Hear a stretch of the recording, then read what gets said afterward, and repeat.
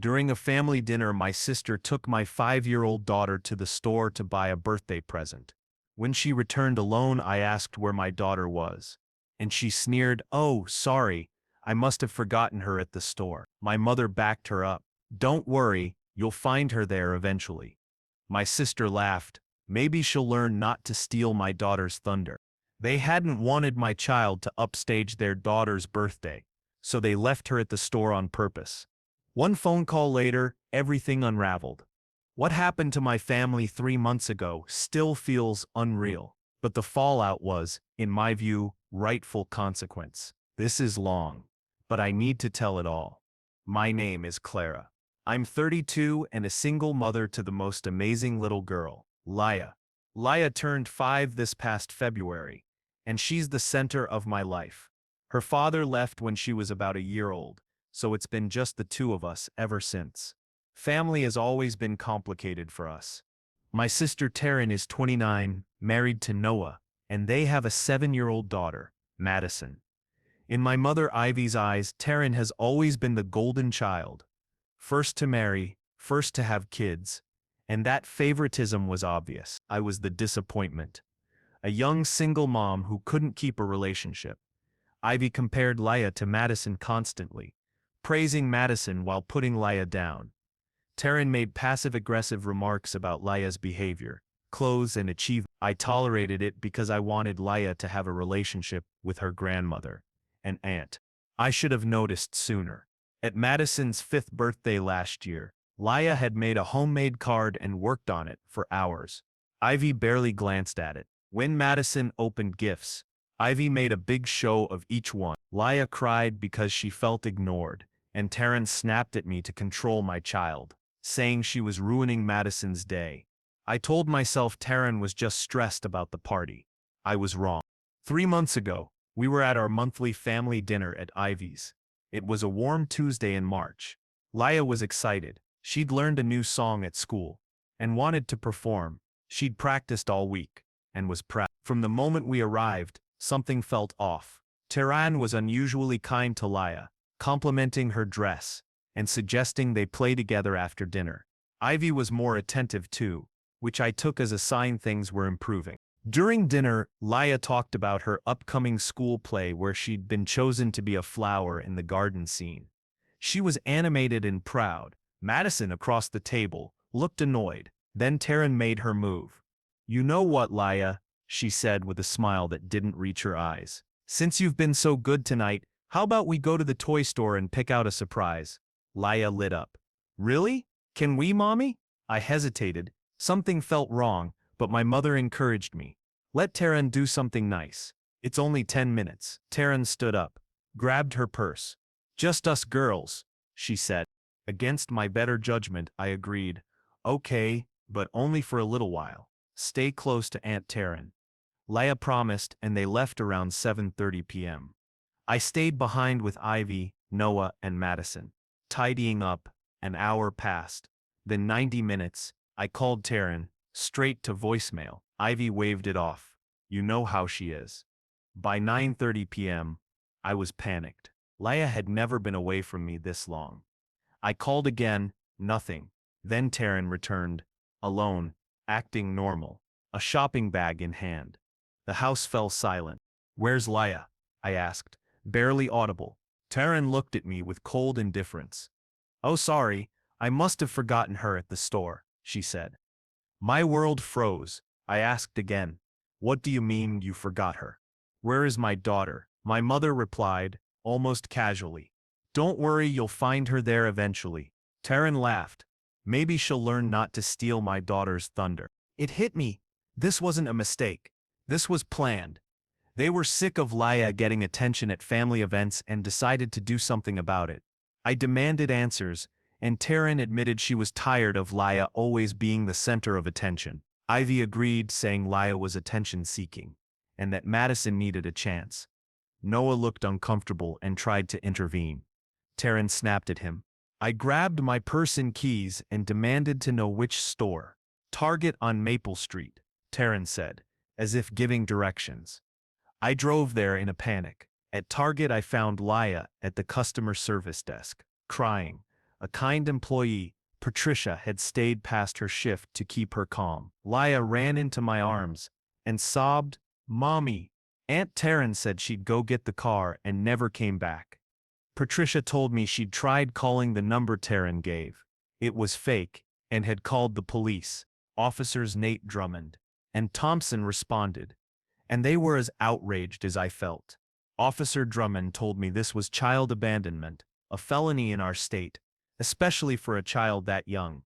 I went back to Ivy's with the officers. Taryn was on the couch scrolling her phone. Ivy was calmly making coffee. The officers arrested Taryn and Ivy that night for child abandonment and endangering the welfare of a minor. Noah called his lawyer.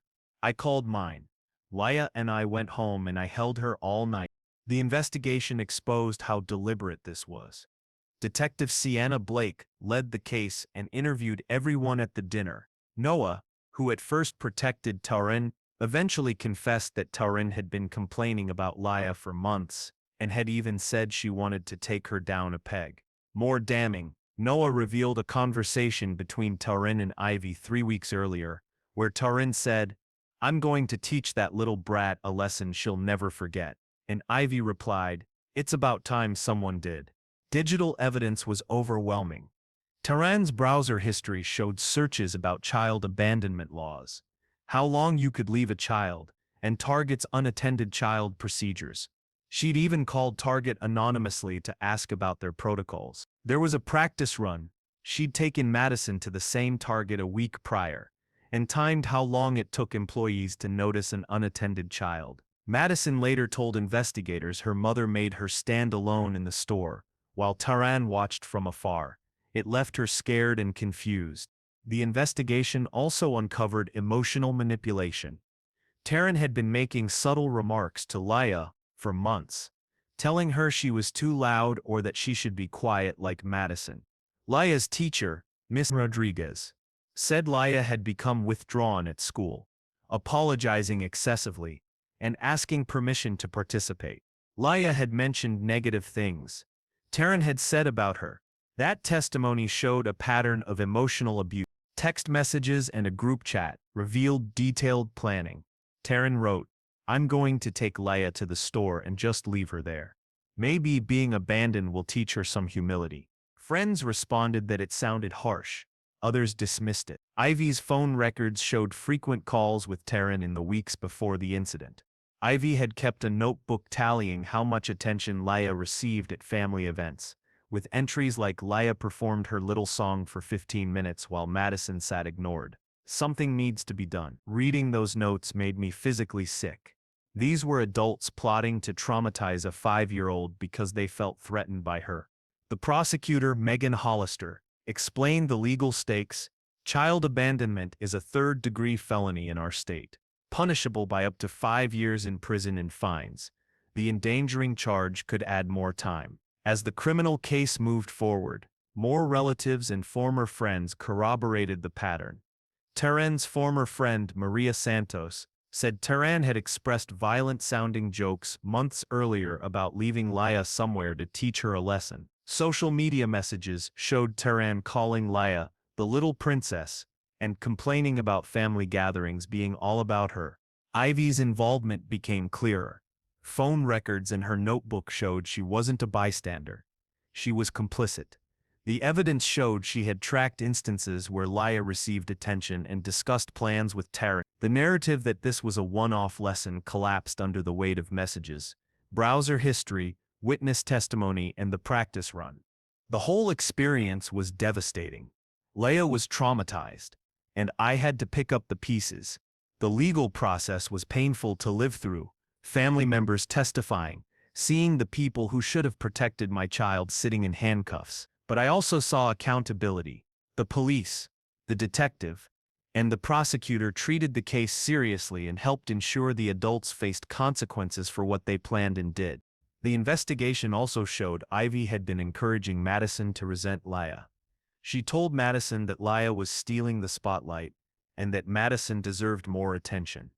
Ivy pushed Madison to compete with her cousin and criticized her when she showed kindness. Detective Blake interviewed Madison privately, with a child advocate present. Madison said Grandma Ivy had been telling her for months that Laya was a bad cousin who stole attention from good kids, like Madison. Madison admitted she'd begun to feel jealous because Ivy kept telling her to feel that way. While the criminal case was ongoing, I made a call that changed everything. I contacted Child Protective Services. Some might think that was extreme, but consider the facts. Taryn had just proved she would abandon a child to make a point. If she could do that to her niece, what might she do to her own daughter if Madison ever misbehaved?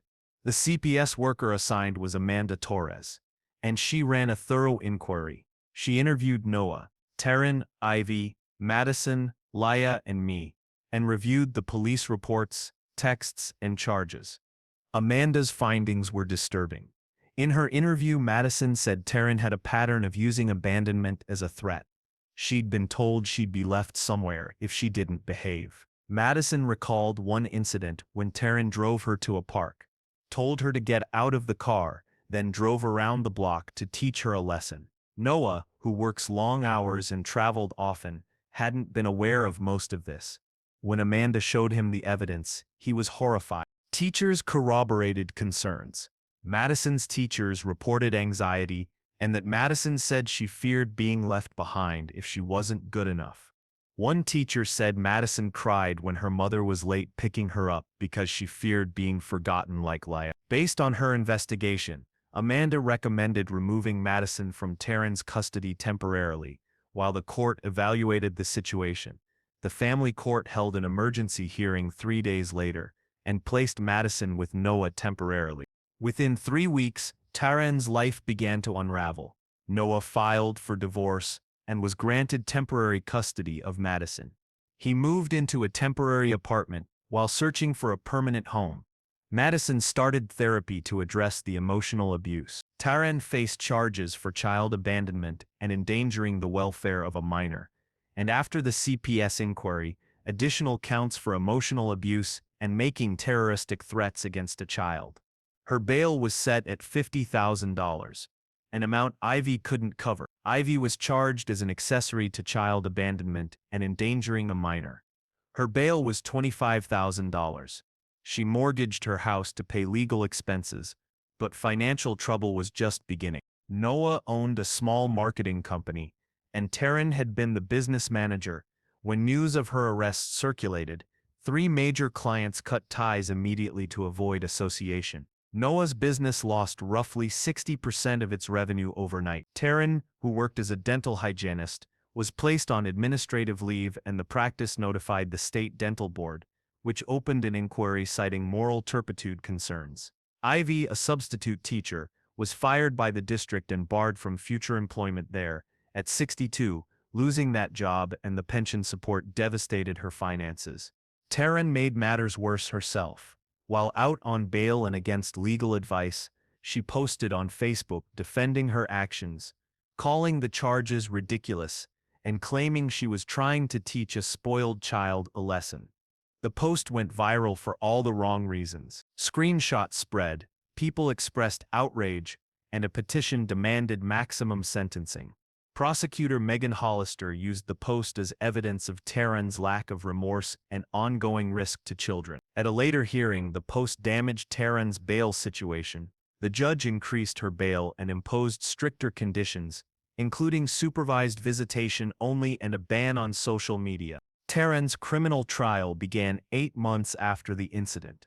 The prosecution presented texts, witness testimony from the target employee, Laya's testimony given in a closed session with a child advocate, and Taryn's own Facebook post. The defense argued she'd simply been distracted and lost track of time, but the premeditation evidence, browser history, practice runs, messages, and her own statements undermined that claim. The jury deliberated less than 3 hours and returned guilty verdicts on all counts. Taryn was sentenced to 4 years in prison, 3 years probation, and ordered to pay $15,000 in fines and restitution. She was also barred from contacting Laya until Laya turns 8. Ivy's trial followed with similar results. Her attorney argued she was following Taryn's lead, but the messages showed active participation. Ivy was convicted on accessory charges and sentenced to 18 months in prison. 2 years probation, and ordered to pay $8,000 in fines and restitution. Parallel to the criminal cases, I filed a civil suit against Taryn and Ivy for emotional distress, negligent supervision, and intentional infliction of emotional harm. My lawyer, David Kim, felt we had a strong case. Depositions revealed deeper motives. Both had resented Leia's attention since infancy. Taryn admitted under oath she'd planned activities to exclude Leia from events, convinced Ivy to host Madison's parties at places where children under 6 weren't allowed, and spread rumors that I was an overprotective parent, raising an entitled child. The civil case concluded with an $85,000 settlement, funded primarily by Noah's business insurance. The funds were placed in a trust for Leia's therapy and education. Noah fought for full custody of Madison. Taryn's lawyer sought supervised visitation after release, but family court evidence of repeated emotional abuse and threats convinced the judge otherwise. Judge Ellen Dorsey noted Taryn's pattern of using abandonment as control and found her unable to put children's welfare above her own needs. Noah was granted full legal and physical custody of Madison. Taryn's parental rights were suspended until Madison turns 18. Any future contact would require court approval and supervised visitation. The fallout kept spreading. Noah eventually relocated with Madison to another state for a fresh start. It took nearly 2 years for his business to recover. Ivy lost her home to foreclosure after legal expenses and was evicted months after release. She moved to Arizona to live with her sister and started over in her 60s. Taryn's friendships and community ties collapsed. Her closest friend from the group chat cut contact after seeing the messages. The dental practice publicly condemned her actions, donated to a children's charity in Leia's name, and tightened background check policies. Most important is how Leia fared. I enrolled her in therapy with child psychologist Dr. Ingrid Alol. She struggled with anxiety and abandonment fears for months. Separation fears, nightmares about being lost, and guilt that she might have caused her aunt to leave. Dr. Lowell used play and art therapy to help Leia process the trauma. Through drawing, writing letters to her feelings, and guided play, Leia began to understand none of it was her fault.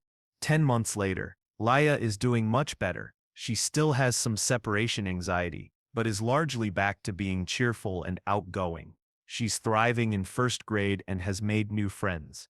The civil settlement paid for her therapy and set aside money for college. We've also taken healing trips. We went to Disney World last month, and seeing her joy there reminded me why I pursued justice. A positive and unexpected outcome. Leia and I have built a chosen family. Noah and Madison remained in touch, and we formed a genuine friendship. Madison herself was a victim of Taryn's toxicity. Several friends stepped up to support us, and now act as loving aunts and uncles to Leia. Patricia, the Target employee who stayed with Leia that night, became a family friend who checks on Leia regularly. Leia draws pictures for her and sees her as a hero. The experience taught hard lessons. First, trust your instincts. I felt uneasy when Taryn offered to take Leia to the store, and I ignored that feeling. Second, chosen family can be stronger than blood. People who stood by us matter more than those who hurt us. Third, actions have consequences. Taryn and Ivy thought they were teaching a harmless lesson, but they destroyed their own lives. Fourth, standing up for your child is worth the cost, even if it means breaking family ties. Some criticized me for calling CPS and pressing charges, but Leia's safety was my priority. As I write this, Taryn has been in prison 6 months with about 3.5 years remaining. Ivy was released 4 months ago and is rebuilding her life in Arizona, working part-time at a grocery store. Neither has contacted us, which is likely for the best. Leia asks about them occasionally, but doesn't miss them much. She focuses on friends, school, and our weekend adventures. Noah and Madison are doing well in their new city. Madison is in therapy and improving. For me, removing toxic people has been freeing. Leia and I have a peaceful home with people who genuinely care. People often ask whether I regret calling CPS. I don't. That call led to Madison's removal from an abusive setting, accountability for the adults involved, and our freedom from toxicity. Sometimes the right thing is the hardest thing. Taryn and Ivy set out to teach Laya humility and instead learned a painful lesson about consequences. They lost freedom, family, financial security, and reputation because they chose cruelty over kindness. Laya didn't need to learn humility, she was already kind, generous, and joyful. The adults needed the lessons, not her. That one phone call led to their ruin, and I don't feel guilty. Laya deserved justice, Madison deserved protection, and other children deserved to be safe. If you see yourself in Taryn or Ivy, please get help. Children shouldn't be responsible for managing adult emotions. If you're in my situation, know you're not alone. Family favoritism is damaging, but you can break the cycle and protect your children. Laya is now 6, confident, creative, and kind. She still dreams big: teacher, doctor, astronaut, and I believe she can do anything. Taryn and Ivy tried to dim her light. Instead, she shines brighter. That's the real victory. Update.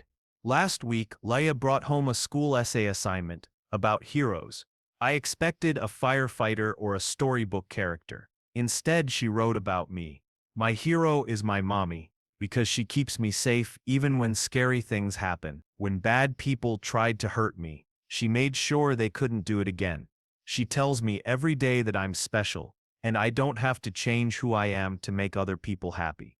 My mommy is brave and strong, and she loves me no matter what. Reading that made me cry happy tears. Laya feels safe and loved and knows she's valued for who she is. That is worth more than any revenge or punishment. That's my story. Taryn and Ivy thought they were teaching a lesson. Instead, they learned that actions have consequences. They lost everything because they chose cruelty over kindness. Laya and I are better off without them. Sometimes toxic people remove themselves, and sometimes you make the call to help it along. Either way, children are safer and happier when adults are held responsible. Laya is safe, loved, and thriving, and that's the only ending that matters.